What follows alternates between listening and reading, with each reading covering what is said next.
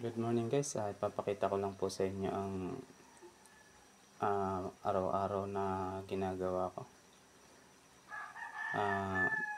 From 1 AM to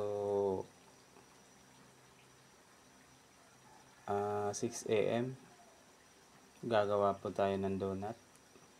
So ito po ay dadalhin din mamaya sa school. Ang ginagawa ko po nito ay 300 hanggang 500 pieces. At ako nga lang pong mag-isang nagagawa. So ang bebenta naman po nito yung anak ko. Siya po ay dalawa kong anak na lalaki na senior high at saka junior high. Ito po ay saglit lang po sa kanilang isinisingit lang po nila sa recess. Kapag nagre-vacant nila, ito po ang ginagawa nila. Tinitinda nito itong niluluto kong donut.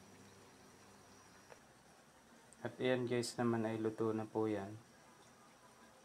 Ayan. Kasamahan ng bali hindi pa po coated dyan.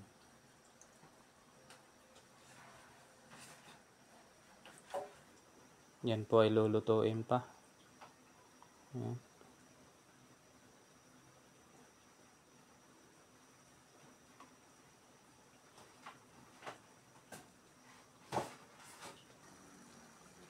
Ngayon guys, ay malapit na po siyang maluto. So hindi po pala nakakaalam, ako po ay dating biyahero.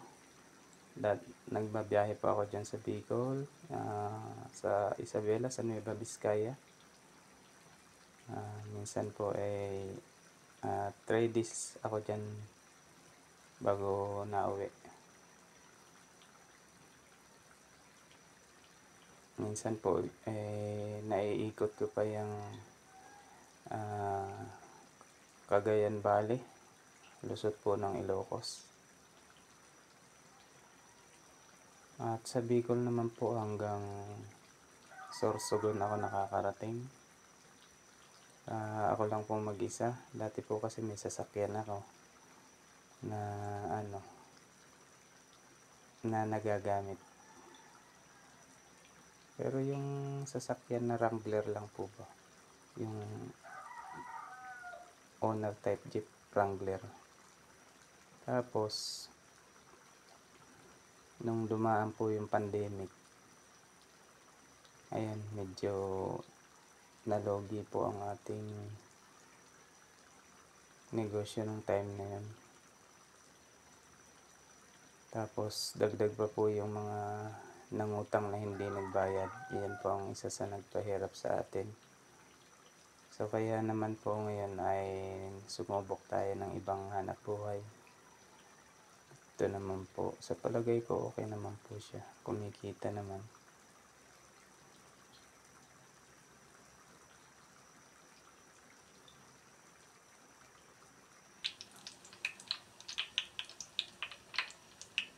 Malapit na po tayo guys matapos ang luto. Thank you Lord, at malapit na pong maging pera to. May panggastos na po ulit. Shout out nga po pala sa lahat ng may utang sa akin dati. Sana magkapera po kayo. Yun ang dalangin ko sa inyong lahat, para naman maisip yung kung sakaling maiisip pa na magbayad.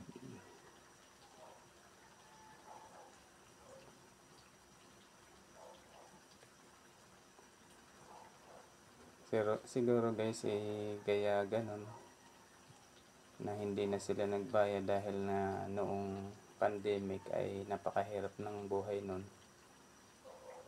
Inabot din sila ng gipit.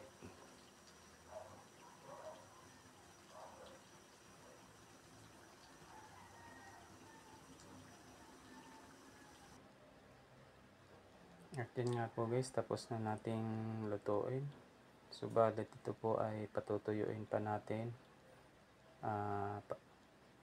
para ang mantika po ay maalis. Tapos saka natin to i-coated mamaya bago dalhin sa school. Thank you so much guys sa support ninyo.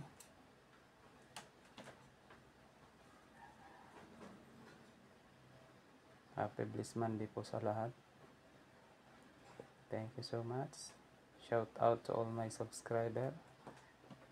Sa lahat po ng mga solid viewers, sa walang sawang sumusuporta. At sa lahat po ng silent viewers at sa mga bagong subscribe. At sa aking members. At sa lahat po ng mga OFW. Shout out po sa inyong lahat. Ingat po ang lahat. God bless everyone.